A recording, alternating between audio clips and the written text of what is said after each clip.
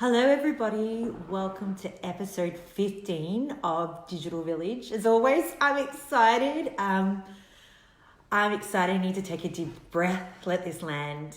I'm excited because I'm going to talk to a good friend of mine, Jonas. I really haven't had a good conversation with him since I knew him through high school. Hi, Kathy. And he was one of my friends in high school, and he suddenly left, and I never understood why. We both were like fractured souls and not really understanding one another's journey. But what I find really amazing about it is that in hindsight, when I look back, I can understand why he was the way he was, and so was I. And with that, I wasn't aware of his journey, and that's what he's going to share with us tonight. And I'm very privileged that he's going to do that. Here he is right now. Got him. Yeah, he's slowly coming. It's like a drum roll. He's coming to camera. I can see you watching, Jonas. It's like, woo, here you are. Hello. Hey. Hey, can you hear me? Yeah, I can. Can you hear me? I can hear you. God, you're still as beautiful as what you were in high school, Jonas. Stop it. Likewise. Yeah. I'll take that. Thank you. But I was just Thank you for having me. explaining to people. Oh, you're very welcome. I'm very excited. One, I think because I like I wrote in my introduction to this, is that I find you like a hero because of your journey and that you've had, and how the things that you've overcome to where you are today. And not many people do self-reflection. They don't go through life and think, how can I navigate this space better than I can? Like, and how can I be a better human being? But you've done that in such a beautiful way. I got to tell you, reading that the blurb you did this morning, yeah, it's a bit of a thank you so much. And I think that is one thing we both definitely share, is that, yeah, that constant yearning to understand and, better ourselves. I've really felt that about yourself as well, to be honest. Thank you. I think it comes from, I come from a broken childhood, and for that reason, I've always wanted to keep growing and developing myself. And that's the same. And that's why I wanted to talk about with you today, is that the journey that you've had.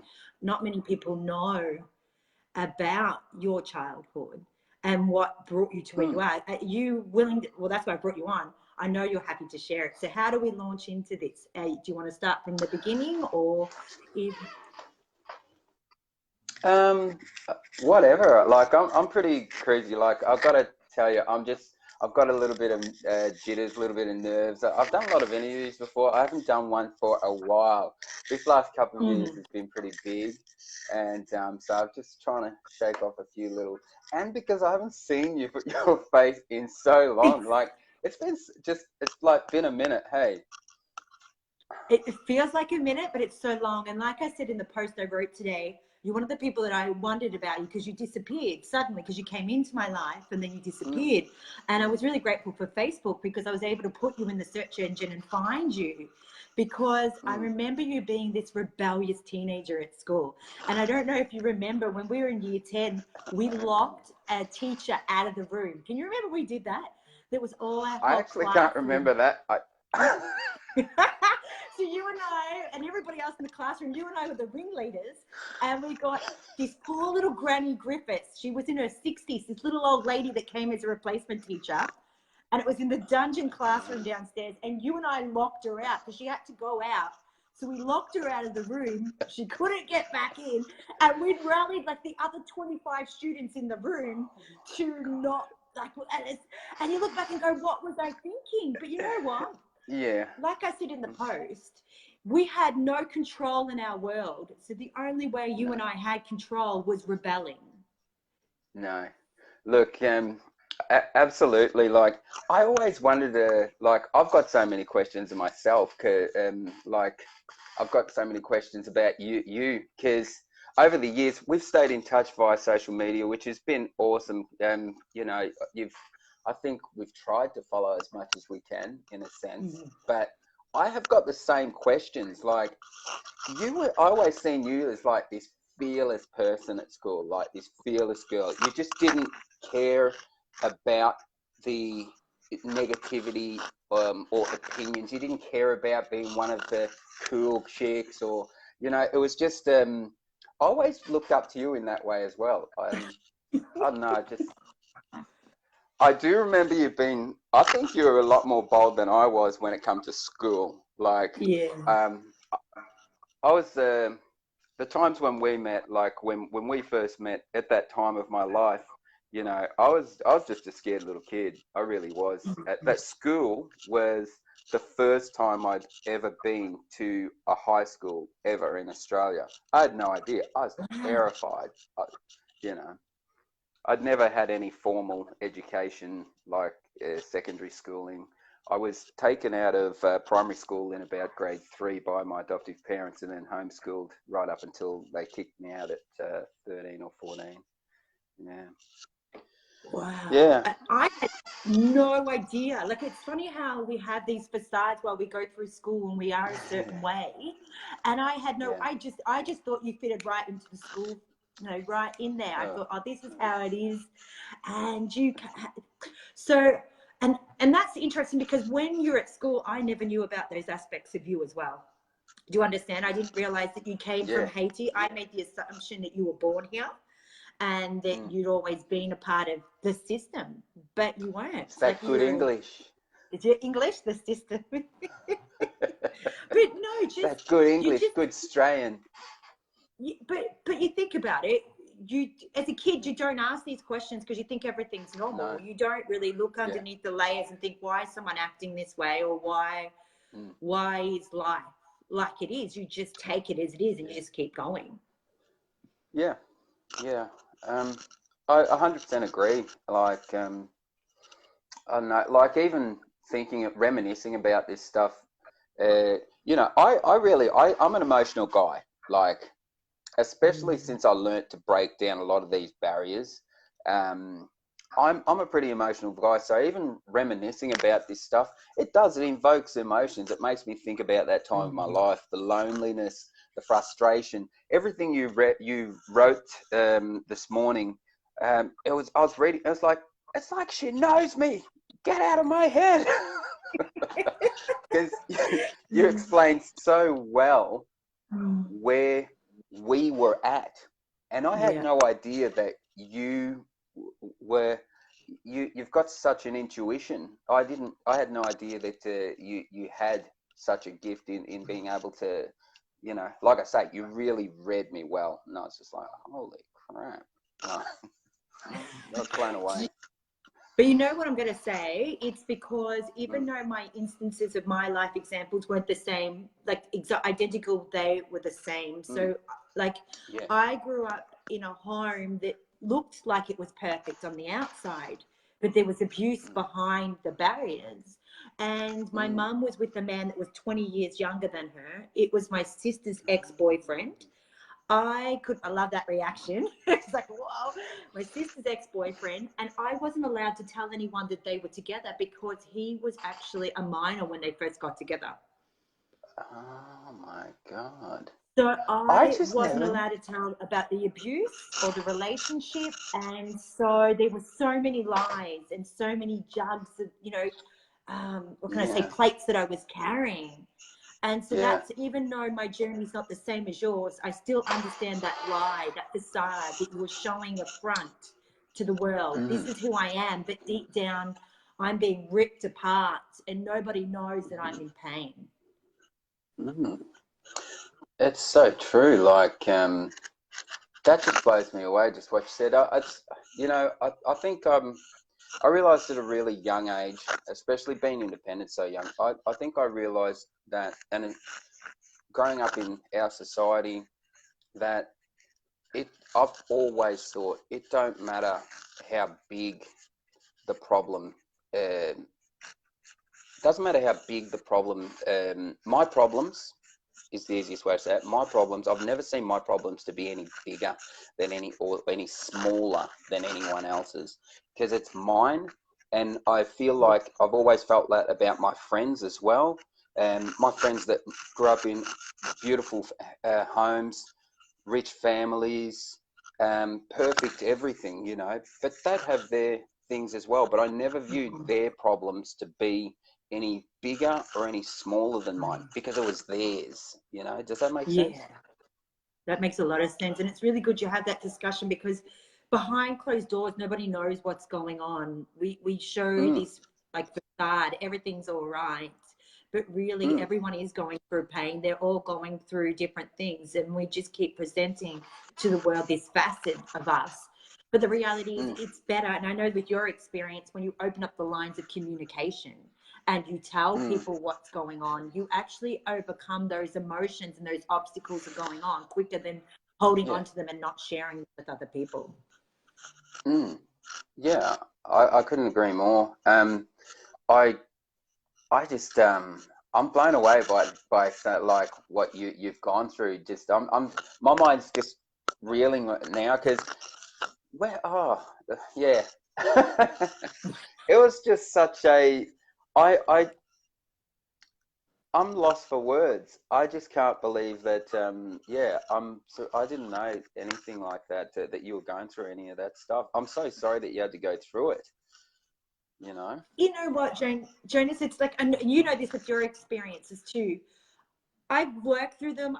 I know God gave me these. God doesn't give anything to you, or even people don't believe in God, or it's a higher power that you're not capable of overcoming. That's a big thing I believe.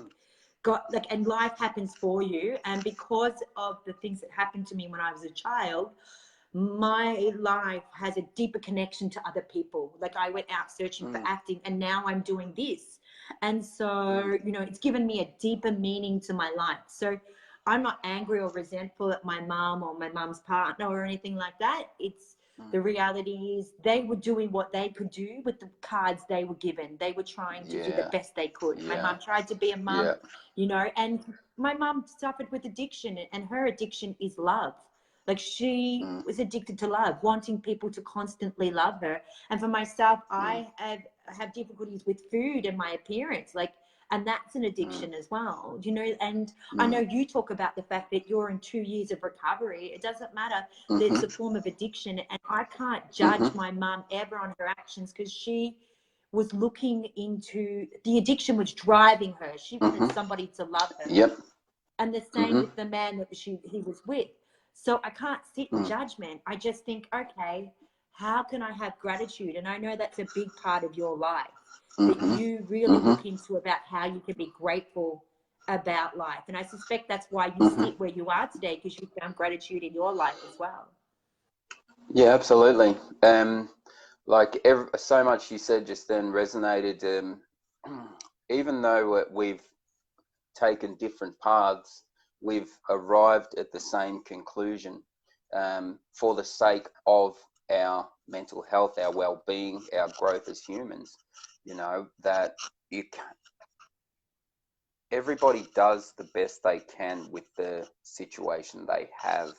I feel exactly the same way with my living situation.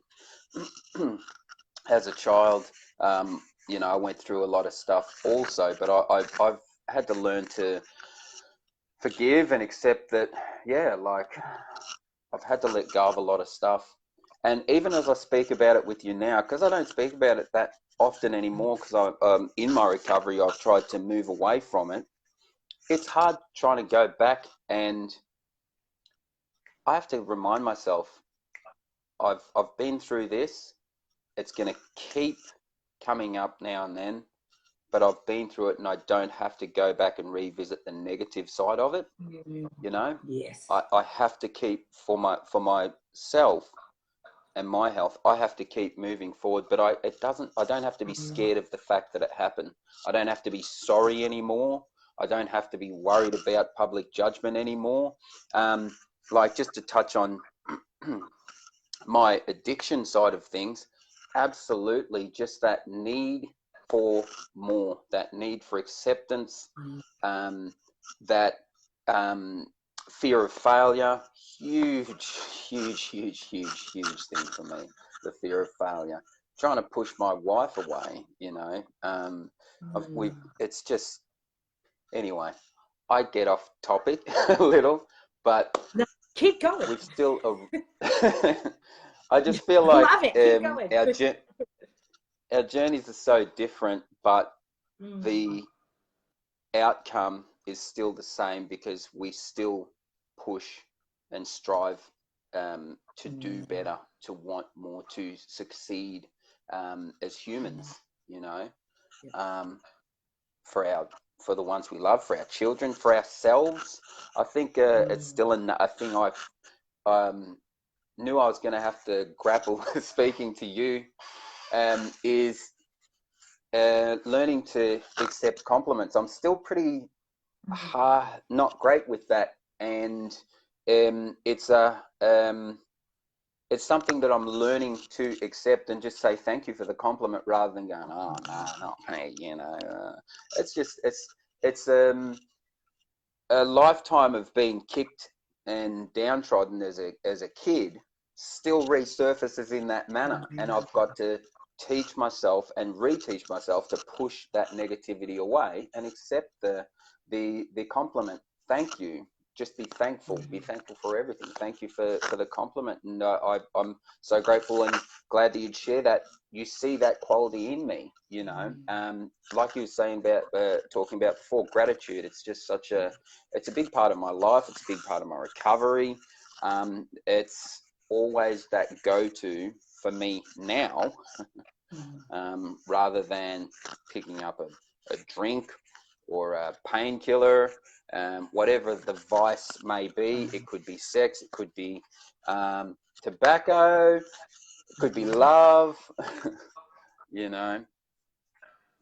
You're right. There's so many forms. I think that the vices are there. Like I talk about issues with food, but I used to drink a lot when I was a teenager. Like I used to drink every Thursday, Friday, Saturday to oblivion. Do you understand? And then I substituted for food, but then I looked for love, and sex is an addiction. People we're looking for more. And I love that you touched on the fact of that you about fear. Like the driving force behind a lot of like me wanting more was about a fear of being inadequate, fear of not being enough, fear of, you know, fear of failing. And I love that you touched on also too, I don't know if many people know this, and I hope you don't mind me talking about finding recovery, is that I didn't think my recovery was worth it, if that makes sense. But then I saw the damage it was doing to my husband and as well as my son, like the relationship. That's when I saw my worth. And I suspect you were the same, that's what propelled you not to go into your own recovery process and ask for help. Yeah, absolutely. Everyone's got a different rock bottom. Like you were saying before, the facade, the public facade, that the maintenance, the juggling of the balls, trying to be everything to everyone, and trying to feel like you're doing enough for your family, your relatives, your friends, trying to be there. Like I said, for being everything to everyone, and you know, for me, I just can't.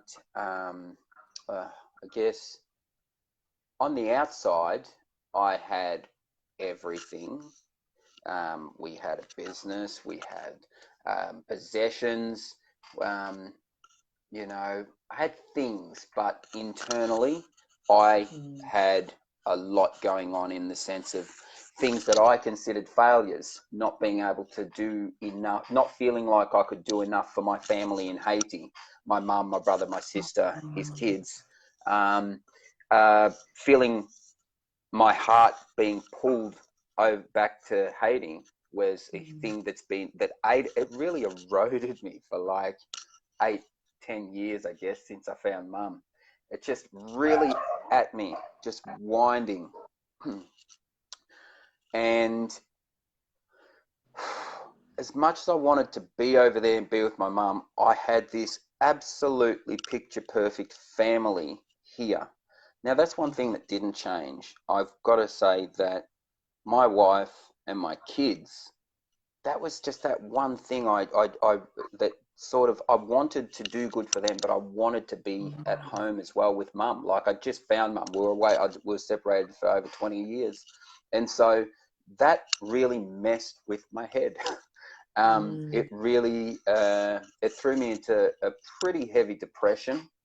And I disconnected with my adoptive family, like reconnected and disconnected with my adoptive family as well, which was really, really, I took it really hard because I always have yearned for their acceptance, because when I come over, there was a lot of stuff that went on, let's say, and I was, I felt about this big as a kid. Where's that damn camera? There, you know, and I just kept getting belted down physically and emotionally just for years and years. And so when I found mum, it just was huge. It was just like kaboom. Like my world just like opened up in a sense. I just become whole again as well, in the sense of being able to have that connection with my biological mother. Now, the earthquake happened in Haiti, and then 60 Minutes, the television stations came calling and wanted to do their thing. And so trying to do as much as I could, and trying to be what I considered a good human, I thought I'll reconnect with my adoptive family to try help out Haiti more, you know, because it would make sense as they have connections over there. And let's just say that they kind of let me down in a huge way, betrayed my trust, I guess you could say. And I found myself in a place where I'd felt like I'd let them back in only to be swiped down again. And I felt stupid. I felt like, why did you do that?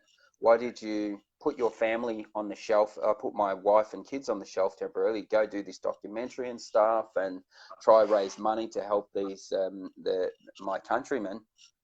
And I felt really stupid from doing that. I felt really I felt like I wasn't enough. I didn't have a trade. I didn't have a proper company or anything like that. So anyway, fell into a deep depression. And then I slowly but surely started sneaking a drink here and there. You know, I'd come home from work, I'd sneak a drink, and it was all because of this inner turmoil, feeling like I'd let myself down. How could I trust those people again? Now I've got to try help mum, and I can't send her money. All these things, right? And not only that, I want to be there with my mum and my brother and sister. And it sounds crazy, and I feel crazy saying it now, but at the time, all I wanted to do was be there and help them. So anyway, I started quietly drinking on the side. My wife never knew. She couldn't smell it or anything, because I was Jonas that didn't drink. I didn't do anything. And slowly but surely that started turning into, okay, then I'm going to take a couple of painkillers. I'm going to snort a bit of coke now and then, you know. And I started drinking in the open, and my wife sort of thought, oh, where's this come from? But, you know, and I sort of just BS'd my way through it. For me, it was a way of coping and numbing the anxiety, the depression that was coming up when I'd had to look at myself because I felt like I failed. Mind you, I still had all this, I still had my family around me.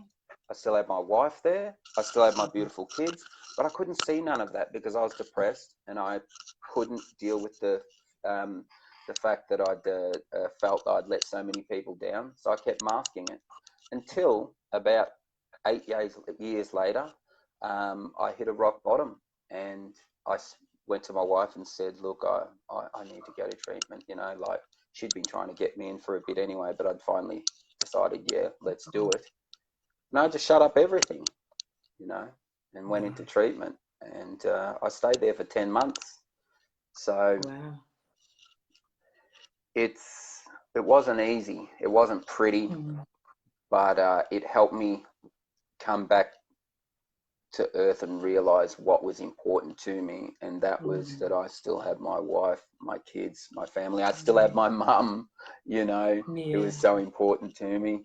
And I had the people that were always there, you know. I feel one, very honored that you shared that with me, and two, I want to share something with you. I still have a little girl in me because I had my mum wasn't there all the time, wanting my mum, you know, and that aspect, that's what lives in you. I always talk about that in my post about the little child that lives in you that just wants, you know, and that's what you wanted. You wanted your mum because for me, because how old were you when you were adopted out? Jonas, what age were you when I you? was 6. I was 6 years So old. That yeah, Go ahead. go, you go. You were I, I, 6. I was 6, and when I come to Australia, it was the most terrifying thing that you could imagine. Like, I was taken from mum, and but I was they sort of prep you and prime you and tell you, know, oh, you're gonna go to Australia and da da da da, and be able to keep in contact with mum, and all these great things are gonna happen, and they get you away from your parents by doing that, and they tell you told my mum, of course, that they were going to do the same. You know, oh yes, and you'll be able to stay in contact. It's going to be great, and all these things. And my father was sick. He had a hernia. He was going to die, and so he agreed to it, and on the premise that we'd be able to stay in contact. I got to Australia. It was vastly different, and it wasn't very long, and the abuse started. And not only that, they had their own kids as well, and there was this conflict of, it's hard to explain, but it's you never felt equal. You never felt even close to equal, and you got in trouble for I used to get in trouble because I'd speak about or acknowledge that I had my birth mother in Haiti and my dad, and I used to get in trouble for that, but yet I didn't fit in here in Australia. Like, I didn't fit into that family unit there. There was no affection, no love, you know. And not only that, I was sort of like felt like I was a bit of a burden, you know. And I wasn't a bad kid or anything, you know. Like, I wasn't a bad kid or anything then. It was just it's so hard to explain. But that's that 20 plus years that I was in Australia, I was not getting any love from at home. I couldn't talk about what was going on. I'd look sideways and I'd get belted. And so, like you said, when I got in public, I acted out. If I was in, and I wasn't like super bad or anything. I wasn't stealing cars or anything like that. I was acting. I was a class clown, you know, perfect example. And and so that left me really, really frustrated, because being told that I wasn't wanted in Haiti by my birth mum, and then they threatened to take me over there when I was a naughty boy, it was just so conflicting. It was just mental torture. And 23 years later, when I found mum, it was just I lost it. I got off the plane, and there's a sea of people, and literally looking at thousands of people, and I get off the plane, I've got this backpack on, and I'm scanning the crowd for my mum. As soon as I locked eyes with her, I knew it was her. I hadn't seen her or spoken to her in 23 years. I lost my shit. I started bawling like a little baby. I lost my legs. I just couldn't believe it. I just couldn't believe it was her. I just couldn't believe it. And I can't believe it now, you know. And it's just, I can't explain the absolute ecstasy that I felt. Like, I just couldn't believe it was her after all this time. And she was happy to see me, you know. And so from that moment, I didn't want to let go. I didn't want to let her go. I didn't want to let her out of my sight, let alone let her go. So I was 27 years old when that happened. And so I jumped back on the plane after 10 days of reconnecting with my mum. We couldn't even speak to each other, right? And I still talk about it, because I go back to that moment. Like I say, it's just something that happens now. I just deal with it. I just deal with it. But just I can't tell you. It was just the best thing that ever happened to me. And so I never thought I'd ever see her again. And I couldn't believe that she wanted to see me. And so once that happened, it was very hard to think that I even entertained the thought of losing her again. It was really hard. So, yeah. And Haiti is a world. I find really powerful what one that you're sharing is like, if anybody's listening and that they're an adopted child, they should, one, go seek out their birth mum. Like, you're making me feel this. And two, I suspect when your mum held you in your arms, it dissipated so many negative beliefs that were brought onto you by your adoptive family in the respects of the, yeah. 100%, 100%. That was the huge part. I felt vindicated because I was just a child. I was just a baby when I went there. I felt vindicated. I just felt like everything that I was told and beaten down and they tried to break me. And it just lifted this giant weight off my shoulders, and it was still the best experience I've ever had. What you're making me, I love it, because you know what you're making me think of? People don't understand that there's circuses in the zoo, circuses, and they have elephants, and you see the big elephant that's pinned down with the tiny little chain. And they think, why doesn't the huge elephant run away? And it's because they beat the tiny elephant. So the tiny elephant thinks there's no way to escape. And so when they're larger, they don't think. And I'm thinking of you right now as a big African bull going with your horns through those beliefs and taking them out. Does that make sense? Like deconstructing everything. That negativity was there. And not even just you empowered, not even that. You got rid of those beliefs that weren't going to be passed on to your children, because you're a dad, you've got a beautiful 18-year-old son, 2 beautiful girls, and even owning your mom and that journey, probably, and even your relationship. I bet it changed your relationship with everyone in your family in such a radical way. Oh, absolutely. Absolutely. And your explanation is pretty on point too. And just want to touch on one thing quickly. I've helped, encouraged quite a few adoptees to go back to not just Haiti, but find their family, because it is so important to make that link, to reconnect. But no, sorry, I lost my train of thought again there. I just wanted to point that out. That. I was asking about how really important. It is really important. And what I asked you is about how it changed your relationship with your kids as well, and as well with Ava, your wife. Like, it would have changed everything, a radical. Yeah. Everything was bittersweet. Everything about this was, okay? There was a lot for me to process at the time, and I've grown a lot since then, obviously. But my son was 6 years old when I went back and found my mum, right? So he was the same age as what I was when I was taken away. And I couldn't imagine giving up my boy, you know what I mean? I just couldn't imagine it. And I couldn't imagine him forgetting me if he was taken away. I wouldn't imagine he'd even entertain the idea. And I don't think he'd be able to beat it out of him either, because for me, I think I've told you before, I'm not a very maternal person, but I know what I don't want to do. I know what I don't want to put my kids through. I know what values I want them to uphold, and that is love, openness, open-mindedness, kindness.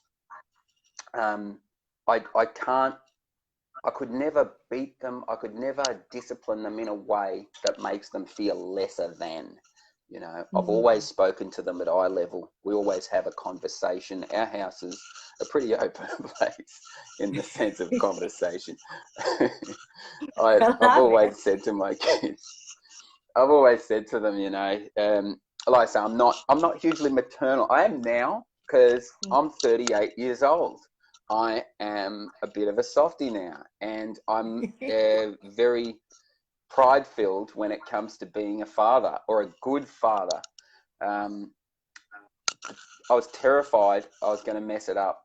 Going back and finding mum helped me, for one, reconnect, which helped me have understanding on a much higher level emotionally. So I think Malik got it the hardest as a child, you know, my 18-year-old, he had it the hardest in the sense of I was not present as much as I could have been, or as much as I am with my daughters, you know, because at the time I also was going through my own inner turmoil. And like you said, this is why I smiled so many times nervously at the start, is that I did the best I could at the time. And that's the conclusion I come to, even with my adoptive parents. They did the best they could at the time. They had 3 adoptive kids. They fostered kids as well. They had permanent placement foster kids, and they had 5 of their own children, you know. So it was just a little bit crazy, but they did the best they could. And they thought, at the start at least, I believe, they felt they were doing the right thing, or trying to do the right thing, try and do what I say, God's work, and that's religion, and that's a whole nother discussion. So I'm not going to segue into religion, but yes, it definitely, yeah. I really, really think that's wonderful. And I love that you talked about love, like you talked about the vulnerability and that's something I wanted to touch on, about the importance of teaching your children how to express love. And especially with your son, you said that your son shows you affection in public. Like he doesn't hesitate to do that. And I think it's really cool that he does that, because there's this stereotype in Australia that men, one, aren't meant to express their feelings, and 2, you're not meant to show that affection. But Hal, if you love someone, you should be able to put them in your arms and wrap around and love them and show the world that you love them. Absolutely. I just don't think, I think our job as parents, just my opinion, but our job as parents is just to give them the best that we can at the time. Love is one of those things that it doesn't cost you anything. You know, it's like, if best way I can explain it for my children, I've always said to them, I'd rather I want to keep that conversation going, even if it's annoying, right? I remember I used to put Malik to bed, and I was the worst putter of the bed for children. Like I was terrible at it, because Ada would go in, she's perfect. She goes in, she reads a book. I can barely read, right? But anyway, Malik used to go, "Oh, Daddy, can you get Mummy to," you know, even at 2 years old. But before I give up, stop the reading, before I'd bail, get kicked out on my reading duties, what I used to do with Malik is like, is there anything you want to talk about before you go to sleep? You know, and of course a kid's gonna stall, right? But he'd always be like, "Oh, why this and why that and why this, why that." It wouldn't matter. It took like 5-10 minutes of my time. He'd ask me a heap of ridiculous questions, but I always encourage it, right? Because if they can't ask, you've got to try keep that channel of communication open, you know. And now I explain it to him, because he knows how we are. I've explained it to him. I guess when he was maybe 14, you go through this. I went through this. He went through this period of like starting to withdraw a little, and in a moment of when we were having a conversation, I said to him, "Mate, you know, doesn't matter what it is ever. It doesn't matter. I can't protect you if I don't know. So I'd rather know, and then let's go sort it out together, you know." And we've always just kept that, because he's always felt loved, because I've always given him love. I've always let him feel that his opinion matters, his voice matters. He's always talked to us, always.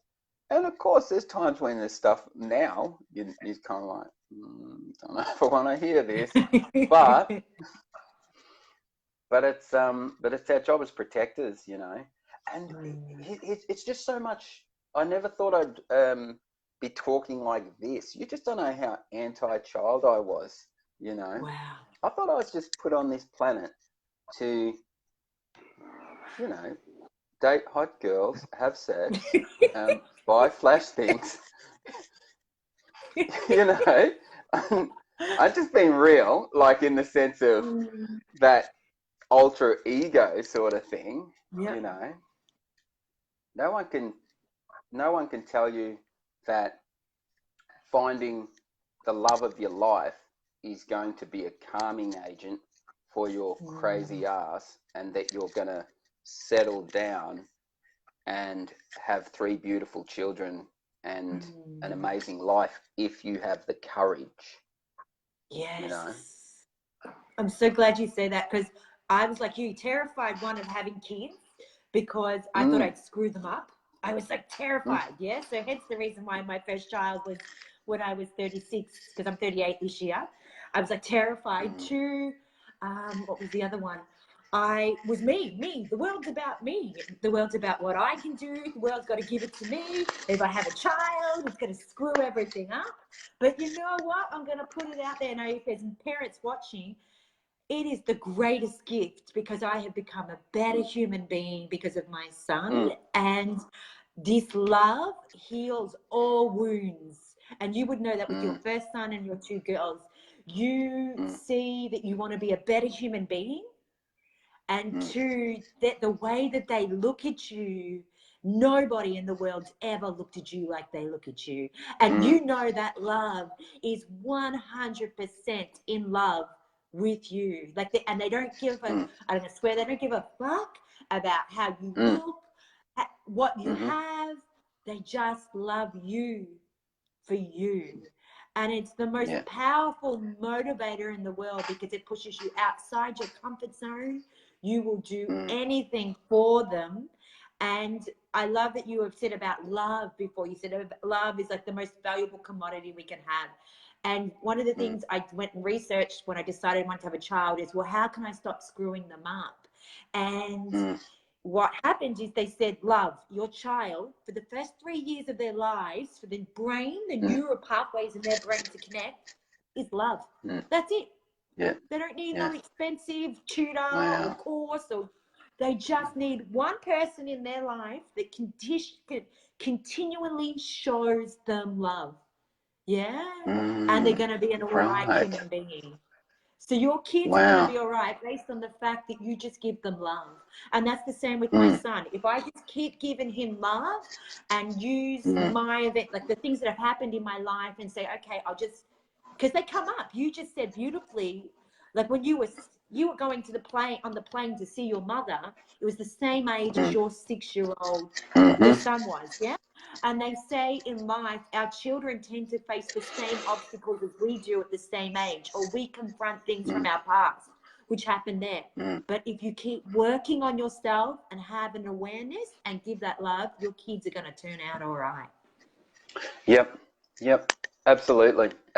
And that's right. Like, by doing that, you're keeping the line of communication open, and that is the, you know, if I'd have done a little bit of research like you done, because that's the first time I've heard that, and I sort of had this aha moment of like, right, yeah, well, that is definitely, that was one staple that all 3 of my kids 100% got in their first 3 years. You know, it was just, you know, I feel like I spent my whole life, like, I thought I was running away from having a family and committing, because it's such a huge responsibility, and I didn't want to stuff it up, you know, like yourself. I didn't want to stuff it up, so I just won't do it. But my wife's really attractive. She is. I didn't want to do it, so I got to stop goofing. But it was just that I really didn't think I wanted to do it. But on a subconscious level, once they arrived, there was no ifs, no buts, no maybes about what I was going to provide in the sense of love and emotional support. And I didn't know all this, you know what I mean? Like, I didn't know, in the sense of that it come to this now, it being the most important thing that I value now is my relationship with my kids. I didn't know none of that. Well, like I said before, all I did know was what I didn't want to do, and I didn't want my kids to feel unloved. I didn't want them to feel ostracized. My kids are a darker complexion. I didn't want them to go outside and think they had to be accepted being treated any different or lesser than. You're going to get treated different because we're black, but Yeah. it doesn't mean they are lesser than, you know.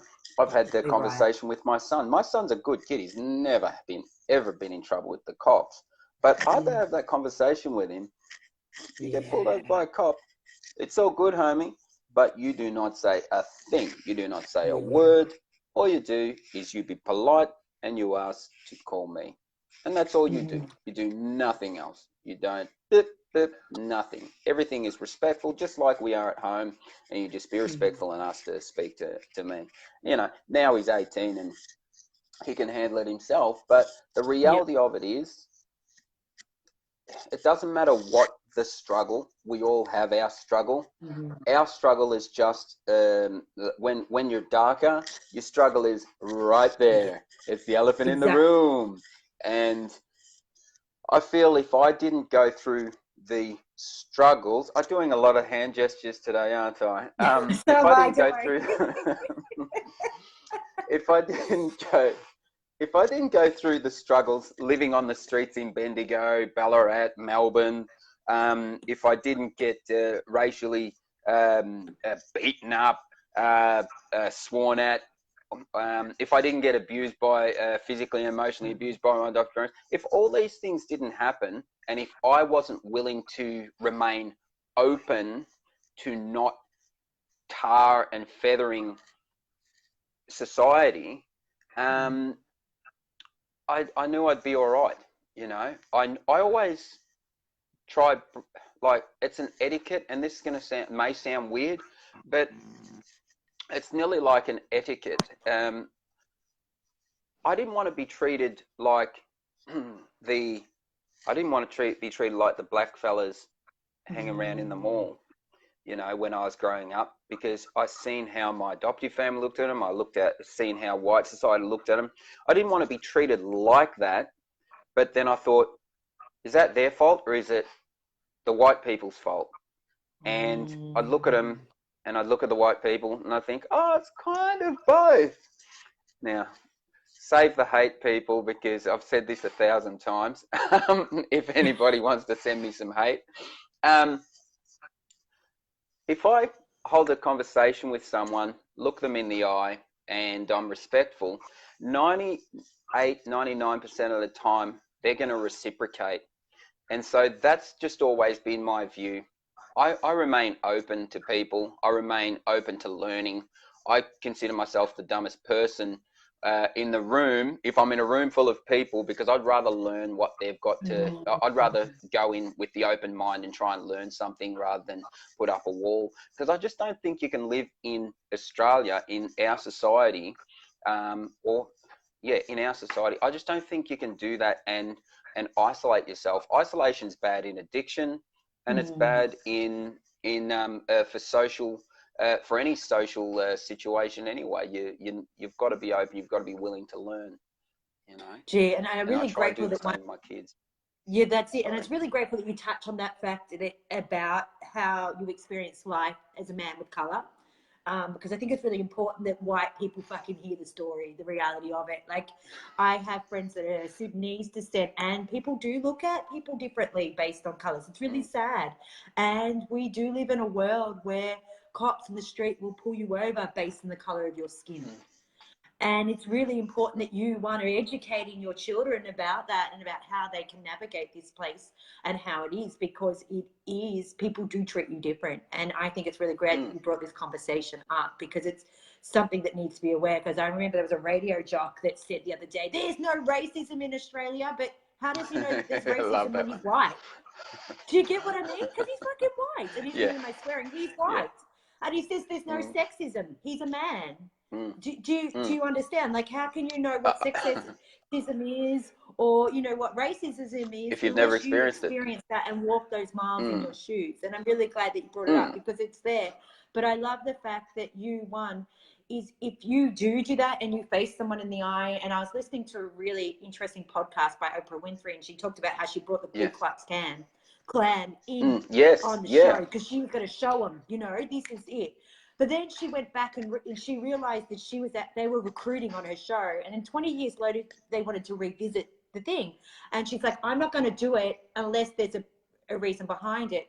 And these people came back and apologized because they were, one, undereducated and hadn't had any Mm-hmm. experience with any other people of other Mm-hmm. color, and some of them ended Mm-hmm. up in prison systems, and the only people that actually talked to them were people of color. Mm-hmm. Yep. And it's really important Yeah. that people see, and I think where I'm coming to is this, that people see you and you, your family, and anybody else there. It doesn't matter about skin tones, age, sexism, racism, Mm-hmm. ageism. Is if somebody's showing you integrity and respect, you be at the same level Mm-hmm. with them too. You know, Mm-hmm. people aren't bad. Yep. People fundamentally, Mm. only people do things because they hurt you because they're hurting as well. That's right. Hurt people hurt people. I couldn't agree more. You know, and on that, like I often get to, you know, oh, I don't feel nervous about it, but I certainly don't want to bring you any heat. But I just try and I think always think that both sides have to come together, in the sense of saying ignorant stuff like racism doesn't exist in Australia it's ignorant and it's not helping the situation. Yeah. But also our minority communities could also, I think, sometimes make a little more of an effort as well. Now, I often say the example that I use is that I've got a lot further by remaining open to learning. You know, if I'm a guest in your house, I'm pretty open to. I'm going to ask. I'm not just going to go to your fridge and grab a beer. I'm going to ask if you want me to wear shoes in your house or not. You know, I think a lot of the fear that a lot of white people in society have is the unknown, is the oogie boogie. It's like, sometimes if people aren't willing, sometimes you can take the lead. And yes, you don't have to, but does it hurt to, is my question. You know, to my black brothers and sisters, they're like, white this, white that. Does it hurt to? I just have never, there's not been many experiences or many times, apart from biker runs and stuff like that, when there is somewhere where I am, there's not been many times where I haven't been able to walk up to an Aussie, break the ice, and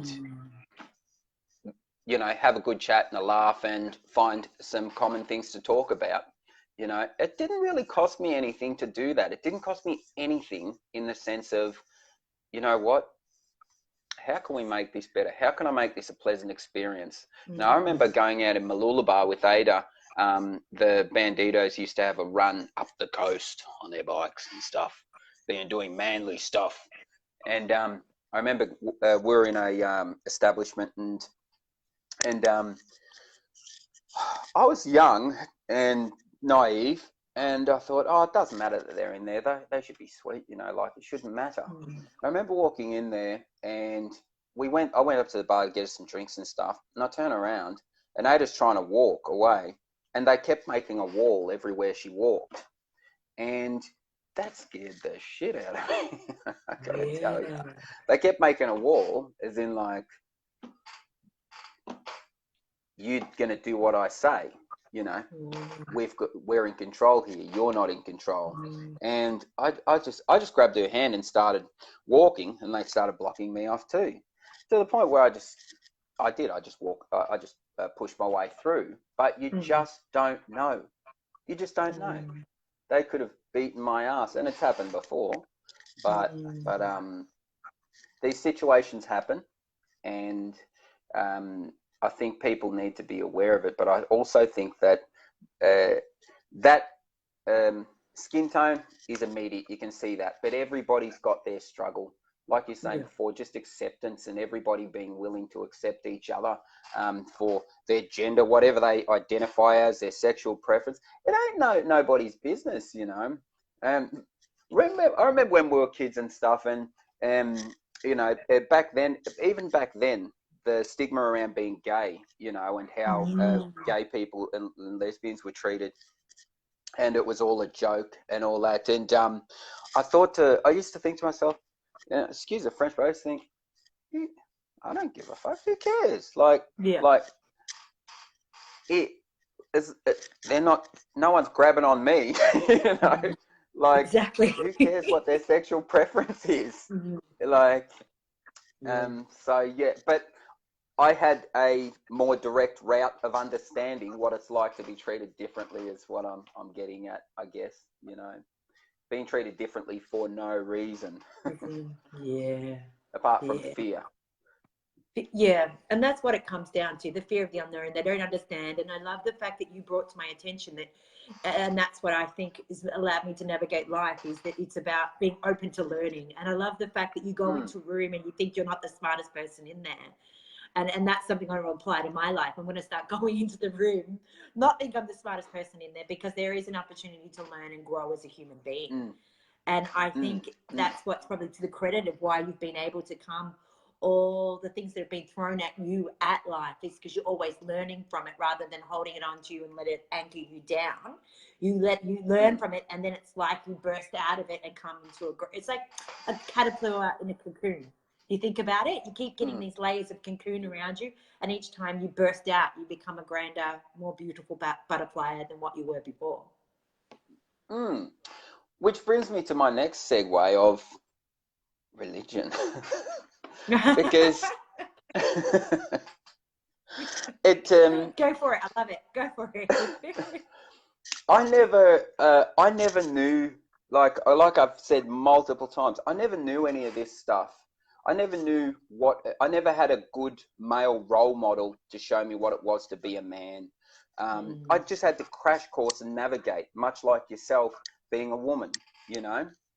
You had healthy and unhealthy relationships, etc., and you've had to be open to learning it, you know, learning for yourself, and by remaining open and exploring, getting information from elsewhere.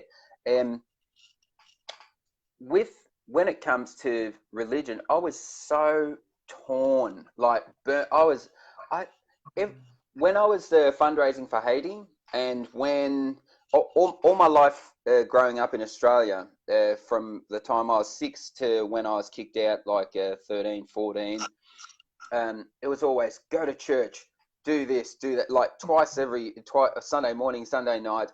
It was the worst thing. It was the most terrible thing, having to go to church. I couldn't stand it because I felt like there was such a, I couldn't understand how we act this way at church and we act this way at home. I couldn't understand it. And growing up, I didn't know where to look. All I knew was I couldn't look at religion because it wasn't real. It wasn't true. God wasn't real. It couldn't be real. He wouldn't let all this stuff happen. He wouldn't let me go through all this pain and agony and torture. And so I was resolved to the fact that there's just no God, and it's BS. And when I was fundraising for Haiti, if I believed in God, or if I was linked with a church, I could have raised zillions of dollars, you know what I mean? And it was the number one question when I was on TV, right? It was the number one question is, ask Jonas if he's, what religion is he? And what church he goes to? Where do you worship, brother? And I felt really weirded out because my adoptive parents who I'd allowed to be part of this filming, they're super religious, and everything I did always made me feel torn with my authentic self when it came to filming and when it came to be with them, because all up until this point I had no contact with them, and then boom, all of a sudden I'm filming with them, and they're back in my life, and went through all that stuff. all the ups and downs of life, of course, and then hit my rock bottom, and then went to treatment. And the way they explained to me at treatment, I finally made peace with it. You know, a God of my understanding. Yes. There was, I never heard it put that way before, and I tell you, to hear that, I was like, well, I've been torturing myself for 30 years, you know, like this seems tangible. There's a power greater than myself, for sure. There's got to be, because I'm here. I'm in rehab, you know. I'm in rehab.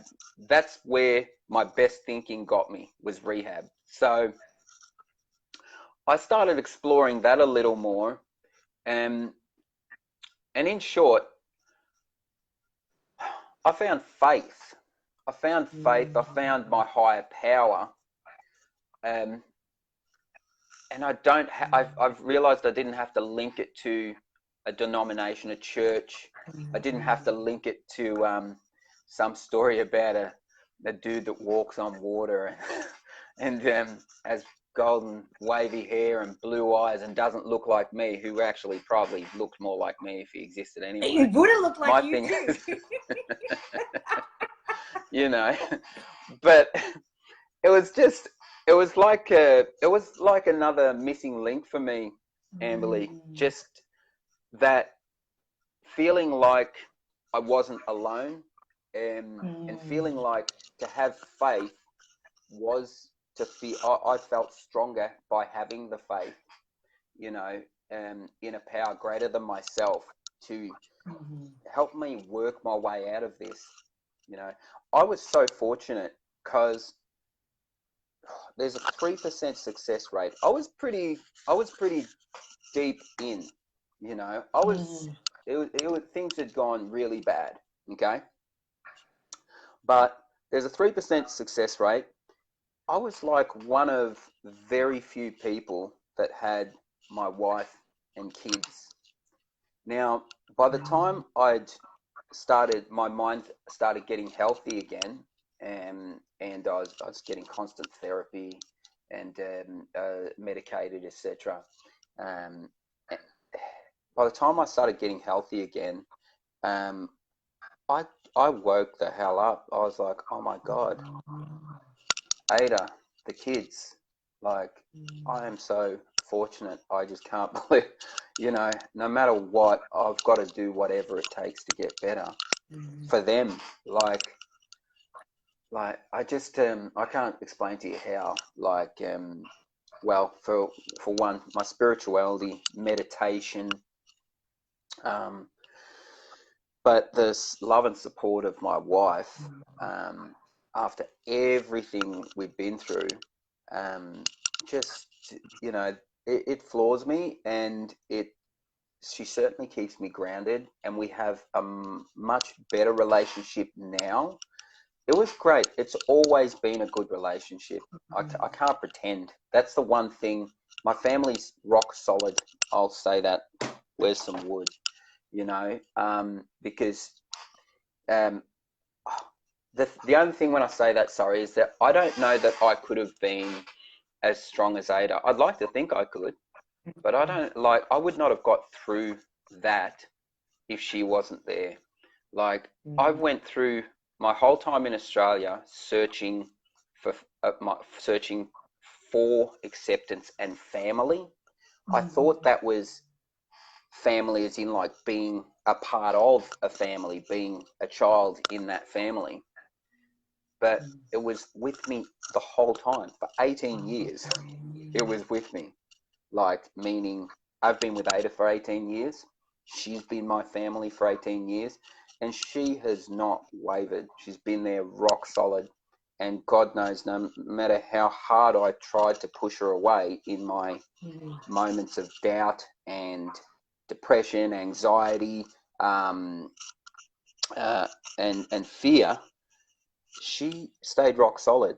And I thank God of my understanding, you know, my higher power, whatever you want to call it, that she hung around long enough for me to come to this realization and get healthy again, so we can continue our lives together. You know. Is it your wedding anniversary today? Yes. Thank you, Ada. If you're watching, thank you for giving me your beautiful man. We've been talking for an hour. You know what, Jonas? I need you to let you go and join your beautiful wife and your kids and celebrate today. Yeah. Yes, thank you. I will. I'm going to bring you back. They're actually out, but that's all right. I appreciate it. They're off. Naima's a sprinter, and Ada's taken her to sprinting, so it worked out good. Oh, that's okay. Because I was like, oh, worried. I was like, shoot, have I taken you away from your wife? No. You know, it's our 9-year anniversary today. That's amazing. 9-year wedding anniversary. But you've been together 18, is that right? 18 or yeah. That's 18. Amazing. Absolutely amazing. Before you let me go, do we get to chat after this? Because I want to know about you. It's been Yes, we can chat all the time, my friend. And the funny thing is, I can see people here that we went to school with that are looking up the top, wanting to know what we're up to. And I don't know what's going on here. Someone's told us that Collingwood is crap, and I don't know how that's happened. But we can talk. There's so much, my friend, I've got to share. You know, absolutely. And I suspect I can hear my husband outside with my 22-month-old that's running around, ready to come in. But yes, we do need to chat. Cool. And I want to say thank you. I really want to say thank you. One, you've gone to places I never imagined here. And I'm really grateful that you've shared about a power greater than yourself, because I believe and resonate in that too. And it was a big defining moment when I found out that I get to define what God is, and religion doesn't need to tell me how it is. And for me, my God is that voice in me that I don't tend to listen to. It's the calm and quiet sort of atmosphere. Do you know what it's that really calm voice that's all knowing? It's like your intuition, and you know, and it's greater than you, because it's the things that you can never think about in the sanest of hours. Yeah. 100%. Absolutely. And I'm really grateful that Ada fought for you to be a part of this. I'm really grateful. Because one, for you to be the human being you are today, and two, that you are fearless in sharing your journey, and that's what you've done. Thank you. I've already told you off camera. I wrote to you last night. You inspired me, mate. Especially in this last couple of years in my recovery, you definitely inspired me, because you're so strong. And you always make it like it's no thing. But it took a lot to do this, but I'm only doing it because it was for you. You always just, I just really appreciate you and the strength that you show, mate. It really did give me the courage to have a crack at it anyway. Yeah, well, you've done a great crack, because you've got my biggest viewers on here so far. So everybody's loving it. They've been saying things along. So it's good. And it's because you're being truthful and vulnerable and showing who you are. Right. You're showing up as you. And that's what everybody else wants permission to do. And by you doing that gives them permission. Yeah? Well, thank you.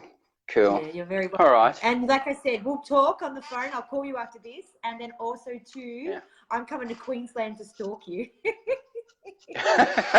Bring it on. Stalk you and your family. Shout out to Bendigo, Catholic College Bendigo, if anyone's watching from there. There is a few. That's who they were. It was like Peter and James, James Kenyon and Peter Ango are having a fight with each other in the comments right now. All right. It doesn't change, does it? I love it. No. Absolutely love it. Well, thank you again. You're welcome. You're very welcome. Speak soon.